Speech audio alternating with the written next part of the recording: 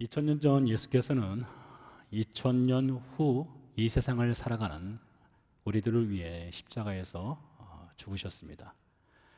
그 십자가의 죽음의 때는 성경의 절기인 유월절이 시작하는 금요일 오전 9시였습니다. 그 금요일로부터 시간을 뒤로 6날을 돌려서 예수님의 마지막 일주일의 시작을 알리는 본문이 오늘 우리가 읽은 본문이 되겠습니다. 본문 1절은 유월절 엿새 전에 라는 말로 시작을 합니다. 우리는 이 사도 요한이 증언하는 유월절 엿새 전에 라는 말에 주목할 필요가 있습니다.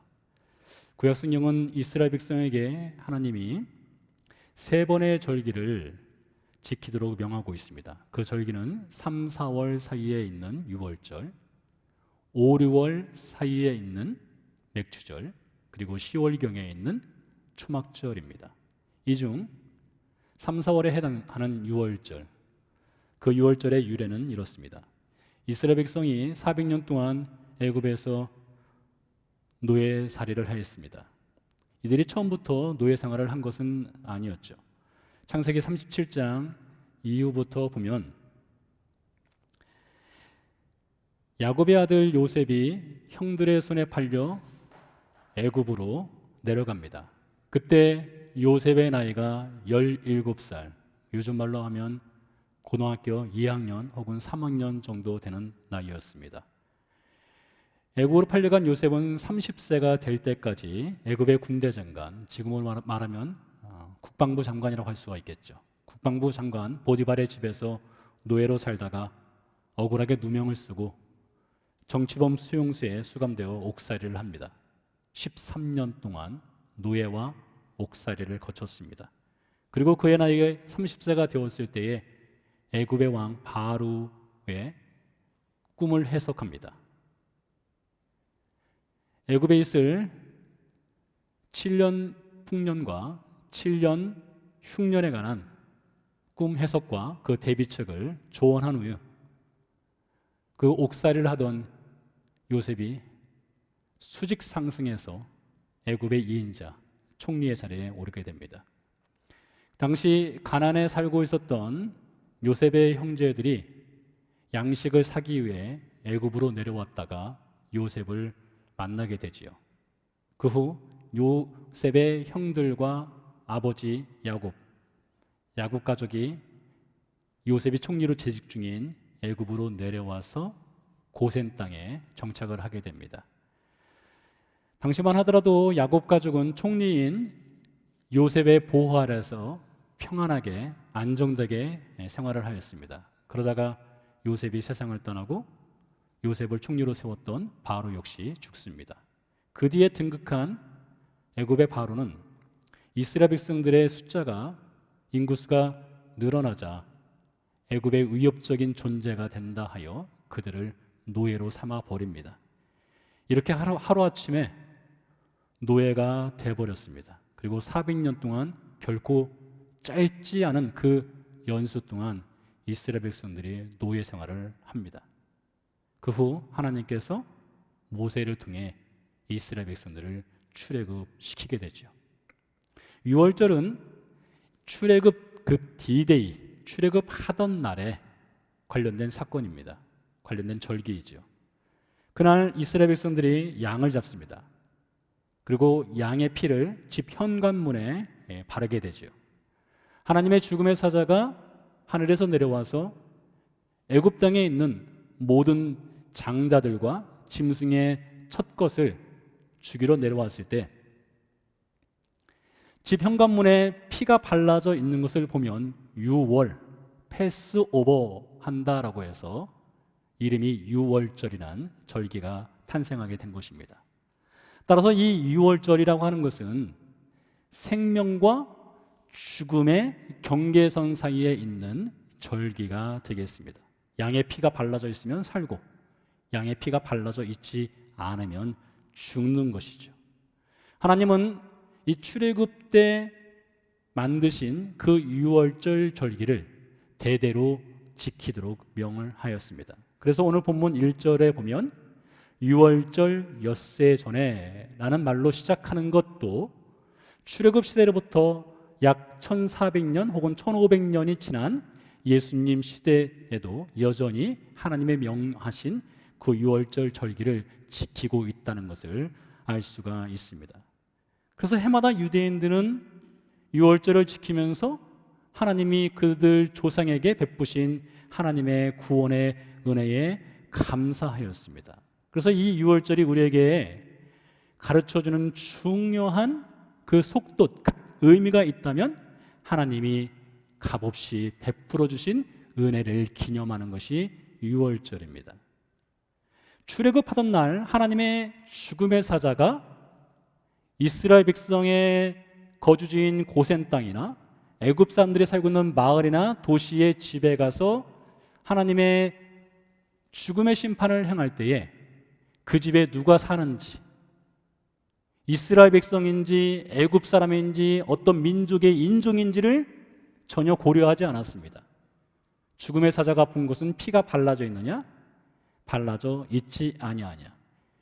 혹 이스라엘 백성일지라도 집 현관문에 피가 발라져 있지 않으면 그 집에는 죽음이 임하는 것이고, 애굽 사람일지라도 현관문에 피가 발라져 있으면 그 집에는 죽음이 임하지 않는 것이죠. 그래서 하나님은 이 유월절을 통해서 이스라엘 백성들과 우리 시대의 그리스도인들에게 오직 구원은 하나님의 은혜로만 받을 수 있다는 것을 가르쳐 주고 있습니다. 그래서 오늘 본문의 시작인 유월절 엿새 전에 이 표현을 통해서 우리는 유월절 어린 양 되는 양의 피, 그 양의 피가 되어주신 예수 그리스도를 통해서 다시 한번 구원을 받았다는 것을 우리가 묵상하고 숙고할 수 있는 아주 귀한 말씀입니다. 또한 이 유월절 엿새 전에 라는 말로 이제 앞으로 펼쳐지게 되는 요한복음 12장 이야기는 하나님의 구원의 은혜의 프리즘이라는 것을 통해서 보게 되면 아주 중요한 하나님의 말씀을 들을 수가 있겠는데요. 이 유월절 엿새 전의 이야기는 이 성경 이야기 중에서 우리가 익히 잘 알고 있는 베스트셀러 중에 하나가 되겠습니다. 내용을 간략하게 요약하면 이렇습니다. 예수님께서 식사 자리에 앉으셨습니다. 그때 마리아가 300데나리온에 해당하는 값비싼 향유를 가져와서 예수님의 발에 부었습니다. 그것을 지켜보던 가룟유다가 300데나리온이나 되는, 오늘날로 바꿔 말한다면 여러분이 1년 동안 버는 그 연봉의 가치에, 그 어마어마한 금액에 해당되는 향유를 발에 쏟아붓는 정신없는 짓을 한다고 책망을 합니다. 차라리 향유를 팔아 가난한 자를 구제하는 것이 훨씬 더 가치 있는 것이 아니겠느냐, 이렇게 말하는 것이죠. 이 말을 들은 예수님께서 가만두어라, 이 여인이 한 것은 나의 장례를 위해 미리 준비한 것이다. 이것이 오늘 본문의 중심 내용이 되겠습니다. 이 말씀에서 우리의 관심을 끄는 대목이 있다면 여러분 무엇입니까?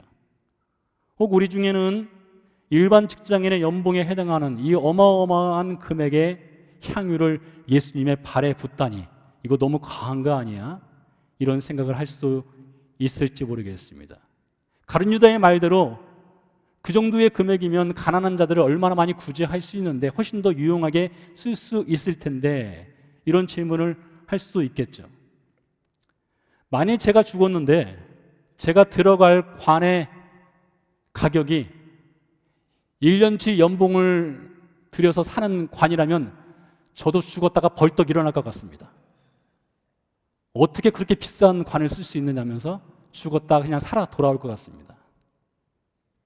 이런 것이 어쩌면 우리가 보일 수 있는 당연한 반응일 수도 있겠습니다. 가룟유다뿐이 아닙니다. 다른 제자들도 마리아에게 어떻게 그렇게 허비하느냐라는 반응을 보였는데요. 마태복음 26장 10절입니다. 예수께서 아시고 그들에게 이르시되 너희가 어찌하여 이 여자를 괴롭게 하느냐, 그가 내게 좋은 일을 하였느니라. 마태복음에 의하면 마리아가 향유를 예수님께 부었을 때에 그 자리에 가룟유다뿐만 아니라 다른 여러 제자들도 마음과 뜻과 정성을 다해 마리아의 마음을 괴롭게 하였습니다. 그러자 예수님이 왜들 그러냐, 내버려둬라. 이 여인이 내게 좋은 일을 했다라고 정리하십니다. 오늘 본문에서는 7절 말씀에 이 여인이 한 것은 나의 장례를 미리 준비한 것이다 라고 말을 합니다. 근데 그럼에도 불구하고 그 자리에 있던 제자들, 특별히 가룟 유다는 향유의 가치에만 집중하였습니다. 만약에 여러분들이 오늘 이 본문을 통해서 그 향유가 얼마나 비싼 것인데 1년치 연봉에 해당되는 것인데 이것에 대해만 여러분이 시선을 집중한다면 오늘 본문이 전하고자 하는 실제 메시지를 놓칠 수 있겠습니다.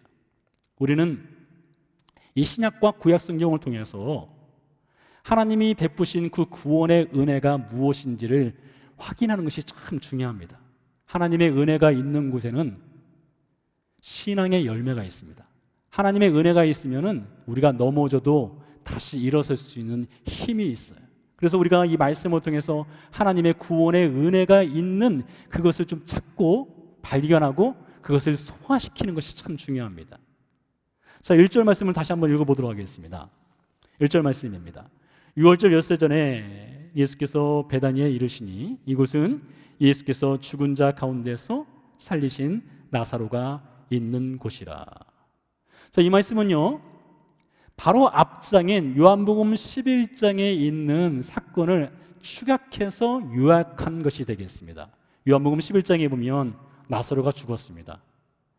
죽은 지 나흘째 되는 날 예수님이 찾아오시죠. 그리고 나사로를 살리시는 사건이 있었습니다. 그래서 이 12장으로 넘어가서 11장에 있었던 사건을 짧게 줄여서 요약하는데 이 말씀 중에서 죽은 자 가운데서 살리신이란 표현을 우리는 주목할 필요가 있습니다. 죽으신 자 가운데서 살리신. 자, 여러분, 이 말씀이 무슨 뜻을 포함하고 있을까요? 죽은 자 가운데서 살리신 이 말씀은 모든 인생이 다 죽는다는 것을 알려주는 것입니다.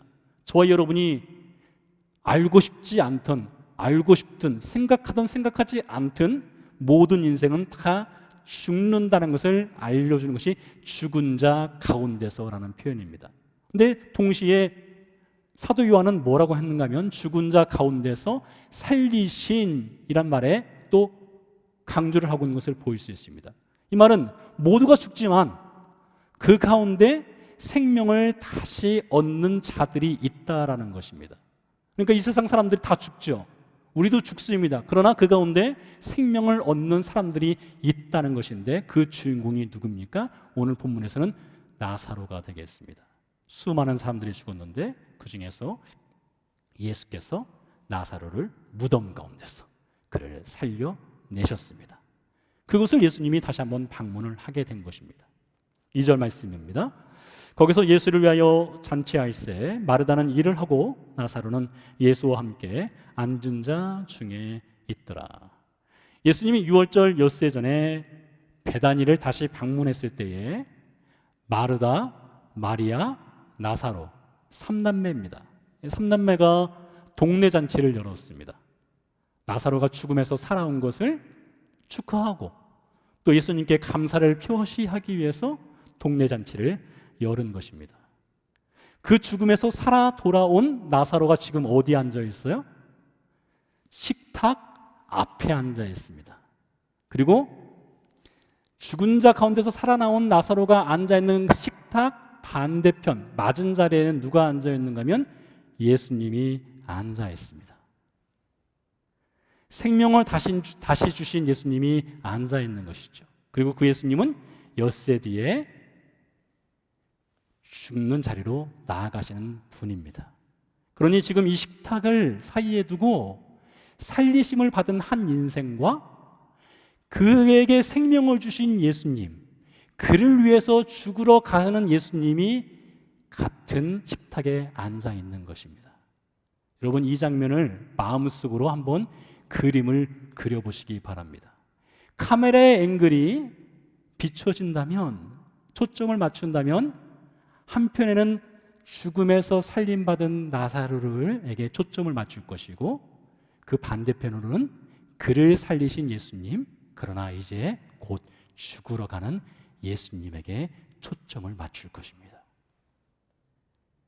여러분, 이 장면이 바로 우리에게 하나님께서 베푸신 구원의 은혜를 보여주는 장면입니다. 나사로와 예수님이 같은 식탁자리에 앉아 있는 이것은 곧 우리를 죽음 가운데서 살리신 예수님과 예수님의 은혜로 살림을 받은 우리가 식탁에 앉아 있는 것과 같은 것입니다. 나사로가 죽은 지 나흘 되어서 그 누구도 나사로가 살아나리라고 상상도 할 수 없는 것을 예수께서 살려주셨습니다. 그와 동일하게 죽은 지 나흘, 이미 허물과 죄로 완전히 죽었던 우리들을 예수께서 살려주셨습니다. 그리고 나사로와 예수님이 식탁 자리에서 같이 앉아 있는 것처럼 우리 역시 예수님과 같이 앉아 있습니다. 이것을 바울은 에베소서 2장 5절 6절에서 이렇게 증언합니다. 잘 들어보세요. 허물로 죽은 우리를 그리스도와 함께 살리셨고 너희는 은혜로 구원을 받은 것이라 또 함께 일으키사 그리스도 예수 안에서 함께 하늘에 앉히시니. 사랑하는 성도 여러분, 지금 우리는 어디에 앉아 있는가 하면 여러분, 우리 예배당에만 앉아 있는 것이 아니라 여러분 집에 소파에만 앉아 있는 것이 아니라 오늘 바울은 말하기를 우리를 예수 그리스도와 함께 하늘에 앉히셨다고 했습니다. 그러니 우리의 발은 지금 땅을 디디고 있지만 동시에 우리는 하나님의 보좌 앞에 식탁 자리에 앉아 있는 것입니다. 우리의 현실 세상에서 우리는 삶의 현장으로 들어가서 살고 있지만 동시에 예수 그리스도와 함께 하늘에 앉아 있는 것이 우리 그리스도인입니다. 마치 태아가 엄마 뱃속에서 탯줄로 엄마와 연결이 되어 있는 것처럼 우리 역시 하나님과 영적인 탯줄로 연결이 되어 있는 것이 우리 그리스도인입니다. 그리고 하나님은 그 영적 탯줄을 통해서 우리에게 새 생명을 공급해 주시는 것이죠. 이렇게 살리심을 받은 나사로와 그를 살리신 예수님, 그리고 그를 살리셨을 뿐만 아니라 그에게 영원한 생명을 주기 위해서 십자가를 향해서 뚜벅뚜벅 걸어가시는 그 예수님이 지금 한 자리에 앉아 있는 것이죠. 그때 마리아가 어떻게 했습니까? 3절 말씀입니다. 마리아는 지극히 비싼 향유 곧 순전한 나드 한 근을 가져다가 예수의 발에 붓고 자기 머리털로 그의 발을 닦으니 향유 냄새가 집에 가득하더라.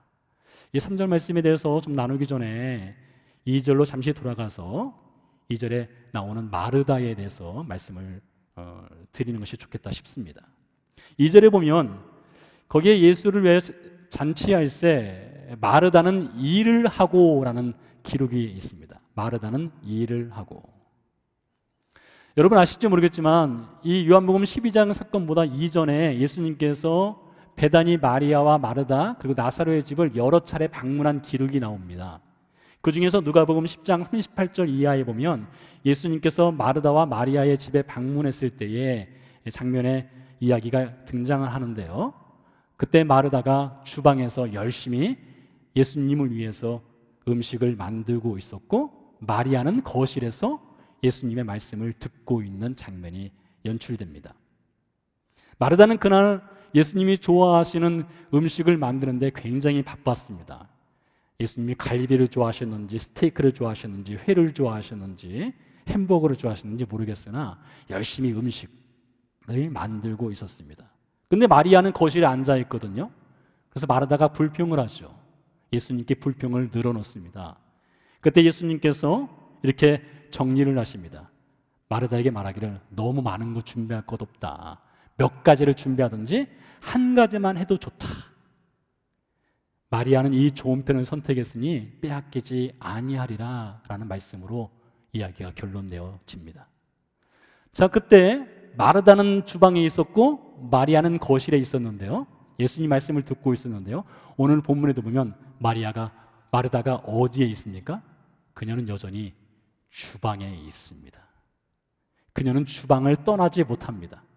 어쩌면 마르다는 주방에서 예수님을 섬기는 것이 그녀에게 최고의 기쁨일지도 모르겠습니다. 여러분, 교회 공동체에는 주방에서 예수님을 섬기는 마르다와 같은 분들도 필요하고요, 교회 공동체에는 마리아처럼 주님의 말씀에 귀를 기울이는 사람들도 필요합니다. 그렇다고 해서 여러분, 둘 중에 하나만을 선택하는 것은 결코 지혜로운 것은 아닙니다. 그러나 순서는 중요합니다. 순서는 매우 중요합니다. 이 순서는 무엇인가 하면 말씀을 듣는 것이 먼저이고 주방 사역은 그 다음이라는 것입니다. 말씀만 듣겠다고 자리에 앉아 있으면 여러분 귀만 커집니다. 머리만 커져요.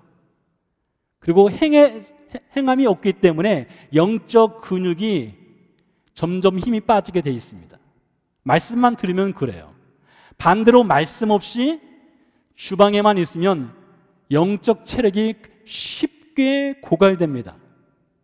그래서 마리아처럼 예수님 곁에서 말씀을 듣고 마르다처럼 주방이라고 하는 세상으로 나가서 이겨도 보고 넘어져도 보면서 영적 근육을 강화시켜 가는 것이 우리 그리스도인의 정상적이고 건강한 삶이라고 할 수가 있습니다. 이스라엘 백성들이 광야 생활 40년을 향할 때에 기록인 출애굽기에서 신명기까지를 읽어보면 이스라엘 백성은 세 마디로 그들의 삶을 평가할 수 있습니다. 첫 번째, 불순종. 두 번째, 불충성. 세 번째, 불신앙입니다. 불순종, 불충성, 불신앙의 삶을 40년 동안 살았어요. 그 광야에서 살면서요. 그런데요, 이렇게 불순종, 불충성, 불신앙하는 이스라엘 백성들에게 하나님 하늘의 만나를 단 하루도 거르지 않고 매일매일 내려주셨습니다. 죄 범한다고 해서 굶겨 죽이지 않으셨습니다. 죄를 범하더라도 하나님 계속해서 먹을 것을 공급해 주셨습니다. 여러분, 우리 부모들이 자녀와 통화할 때, 특별히 타지에 있는 자녀와 통화할 때 잊지 않고 하는 말 있죠.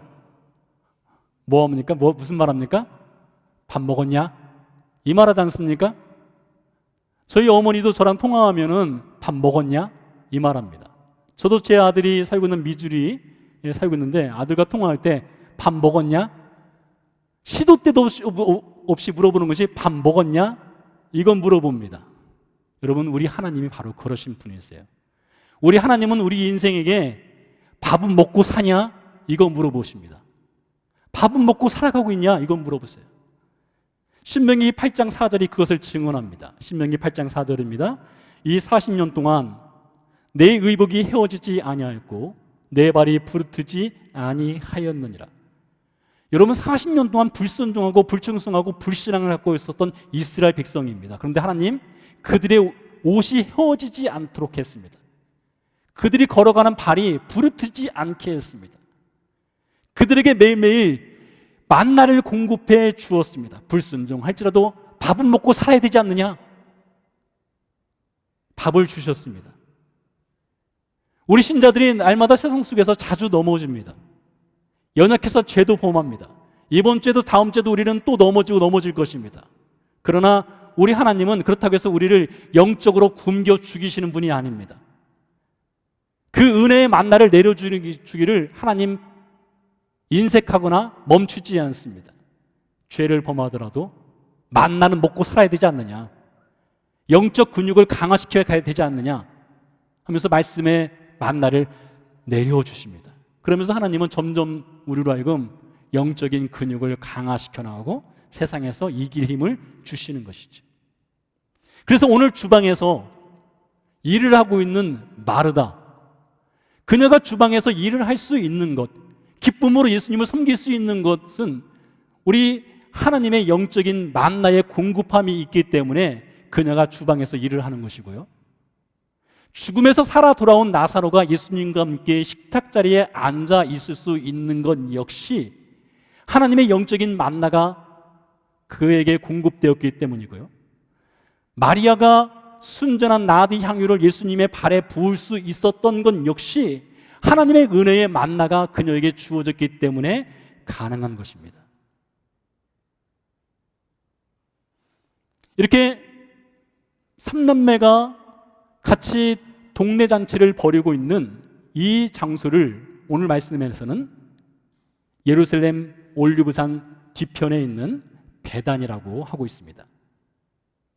베단이는 그 뜻이 정확하게 무엇을 의미하는지 어원상 불분명합니다. 그렇지만 그 단어를 좀 해석을 해보면 어쩌면 이 베단이라는 마을의 뜻은 가난한 자의 마을이라는 뜻이, 혹은 가난한 자의 집이라는 뜻을 함유하고 있을 수도 있습니다. 실제 유대 문헌에 보면 이 베단이라고 하는 마을은, 예루살렘 뒤편에 있는 이 작은 마을은 가난한 사람들이 살았고 특별히 나병 환자들이 살았습니다. 나병 환자들이 모여 사는 동네로 기록이 되어 있어요. 마태복음 26장 6절에서도 예수님을 위해 잔치를 벌인 그 베다니 중에서도 나병 환자 시몬의 집이라고 언급을 하고 있는 것을 볼 수 있습니다. 이를 통해서 우리가 알 수 있는 것은 베다니는 가난한 사람들이 살고 있는 동네, 혹은 병자들이 모여 살고 있는 동네, 이 정도를 알 수 있습니다. 자, 그런데요, 그 마을에 살고 있는 마리아가 300데나리온이나 되는, 여러분의 1년치 연봉에 해당되는 그런 어마어마한 가치의 향유를 소유하고 있었습니다. 여러분, 이것은 가히 상상을 불허할 정도로 큰 돈이죠. 그래서 제가 상상을 해보았습니다. 성경에는 없지만은 어쩌면 이 마리아의 향유는 마리아의 것만이 아니라 언니 마르다와 오빠 나사로, 이 3남매가 같이 소유하고 있는 것이 아닐까. 3남매의 모든 것일 수도 있습니다, 이 향유는. 이런 추정하에 마리아가 단독적으로 결정하거나 순간적인 감정으로 그 비싼 향유를 예수님의 발에 부었을까? 그러지는 않았을 것 같습니다. 아마 마리아는 예수님의 잔치를 미리 준비하면서 마르다와 나사로와 함께 예수님께 감사 표시를 하고 싶은데 무엇으로 우리가 감사를 할 수 있을까 해서 그들이 소유하고 있는 가장 소중한 것을 예수님의 발에 붓기로 아마 결정하였을 것 같습니다. 마치 이 생일 파티와 같습니다. 생일을 맞이하면은 서프라이즈로 놀래키는 경우가 있지 않습니까? 그러나 그 서프라이즈를 미리 준비하는 것이죠. 며칠 전에 제 딸 방문이 잠겨 있더라고요. 항상 열어놓는데 그날은 잠겨 있어요. 그래서 왜 방문을 잠그었냐고 제가 막 방문을 이렇게 열려고 했습니다. 문을 두드려도 안 열어주고 막 했어요. 근데 나중에 문을 열면서 아빠는 왜 이렇게 눈치가 없어? 그러더라고요. 제가 그 말이 도대체 무슨 말인지 이해가 안 됐습니다. 눈치가 없다니 무슨 말인가 했더니 엄마를 위해서 서프라이즈하게 뭔가 준비를 했던 거예요. 근데 제가 그 중간에 끼어들어가지고 방문을 막 열려고 했으니까 분위기가 깨진 거죠. 마르다와 마리아와 나사로는 예수님을 위해서 무엇인가 서프라이즈로 놀라운 것을 준비를 한 것이에요. 미리 준비를 한 것입니다. 미리 계획을 세웠어요. 그래서 그날 예수님의 발에 마리아가 향유를 붓기 전에 상상컨대 마르다가 주방에서 일을 하다가 신호를 보냈을 것 같아요. 칼을 가지고 도마를 팍 내려치면서 소리를 내면 나사로가 마리아에게 신호를 딱 보내고 그때 마리아가 향유를 딱 들고 등장을 하는 것이죠. 그리고 예수님의 발에 향유를 딱 붓는 것이죠. 여러분, 그 장면을 상상해 가시겠습니까? 주방에서 마리아의 그 향유를 붓는 그 장면을 바라보는 그 마르다의 그 환한 미소, 그리고 자신의 모든 것을 바쳐서 예수님께 드리더라도 그 감사가 흘러넘치는 나사로, 무릎을 꿇고 머리를 숙여서 예수님의 발에 향유를 붓는 마리아, 이 삼남매가 하나가 되어서 그들에게 베푸신 주님의 은혜에 감사하는 이 장면, 여러분 성경에 이것처럼 아름다운 장면이 또 어디 있겠습니까? 여러분 다시 말씀드리지만, 그러나 마리아가 예수님의 향유를 부었다고 해서 그녀가 부은 향유의 가격이 얼마짜리인가, 얼마나 가치 있는가, 1년 연봉이나 되는 그런 것인가? 그런 것을 논하는 것은 본문을 지금 잘못 보고 있는 것입니다. 마리아는요, 마르다는요, 나사로는요, 향유를 부은 것이 아닙니다. 그들은 그들의 삶 전부를 예수님 발 앞에 내려놓은 것입니다. 마리아가 무릎을 꿇고 그녀의 머리를 예수님 발 아래 숙인 것은 나를 위해 십자가에 오르시는 예수님의 발, 그 발 아래 그녀의 남은 생의 전부를 순종과 감사함으로 내어 드리겠다는 결단을 하는 것입니다. 이것이 바로 구원받은 사람의 모습이지요. 구원받았으니 예수님께 우리의 삶의 전부를 내어 드리는 것입니다. 300데나리온의 향유가 아니라요. 그러나 여러분, 얼마나 많은 사람들이 마리아의 향유, 그 가격, 그 가치에만 시선을 고정하고 있습니까? 4절, 5절 말씀입니다. 제자 중 하나로서 예수를 잡아줄 가룟 유다가 말하되, 이 향유를 어찌하여 300데나리온에 팔아 가난한 자들에게 주지 아니하였느냐.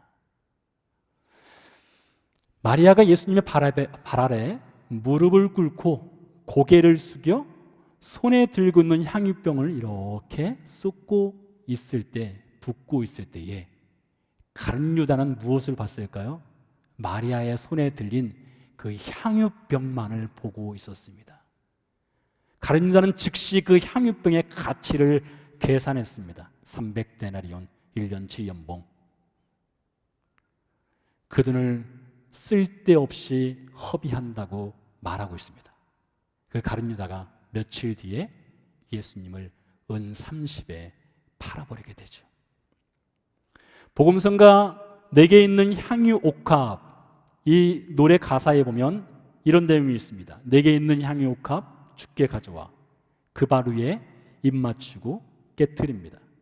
나를 위해 험한 산길 오르신 그 발, 나를 위해 십자가에 달리신 그 발, 예수님의 발을 이 복음성가는 노래합니다. 향유를 붓는 마리아는 당시에는 예수님의 장례를 위해 자신이 향유를 붓는다는 사실조차도 알지 못했습니다. 그러나 그녀의 시선이 고정되어 있었던 것은 예수님의 발이었습니다. 반대로 가룟 유다는 세상에 썩어질 가치인 300데나리온에만 그의 시선을 고정하고 있었습니다. 1956년 아우카 부족 선교 중 순교한 짐 엘리엇이 남긴 일기장에 아주 유명한 글귀 하나가 있습니다. 영원히 소유하지 못할 것을 손에서 내려놓고 영원히 소유해야 할 것을 얻는 자야말로 결코 바보가 아니다. 여러분, 가룟 유다는 바보였습니다. 바보였어요.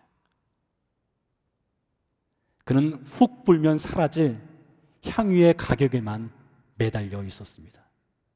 그런데 여러분, 우리는 이렇게 가룟 유다를 보면서 세상의 가치, 바보와 같은 삶을 사는 삶, 은 30에 예수님을 팔아버린 사람, 이렇게 볼 수도 있지만은 너무 우리와 가룟 유다를 다른 사람으로 보는 것, 그거 좋지 않습니다.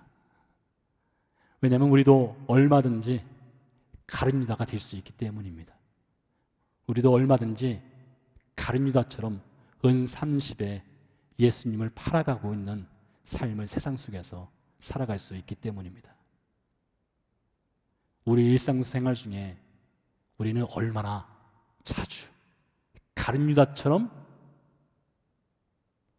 세상의 가치에 우리의 시선을 고정하고 우리의 신앙의 의리를 저버리고 은30에 예수님을 팔듯 하는 그런 삶을 우리가 살아가고 있습니까? 어쩌면 우리의 신앙인의 부끄러운 모습일 수도 있죠.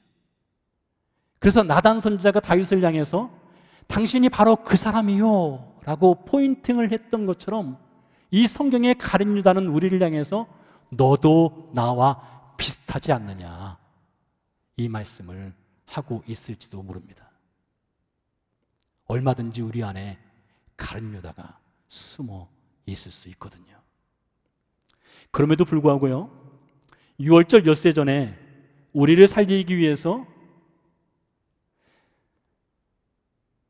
십자가를 향해서 걸어가는 그 예수님의 발걸음은 결코 멈추지 않습니다.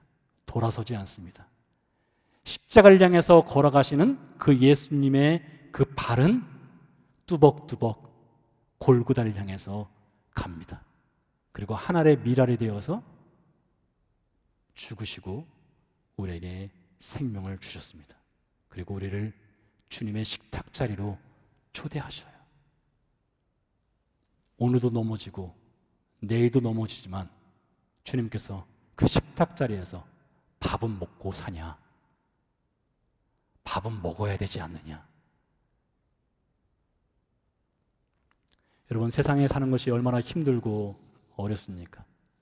그리스도인으로서 세상을 살아간다는 것, 세상을 역행해서 살아간다는 것, 이것처럼 힘들고 어려운 일이 또 어디 있겠습니까?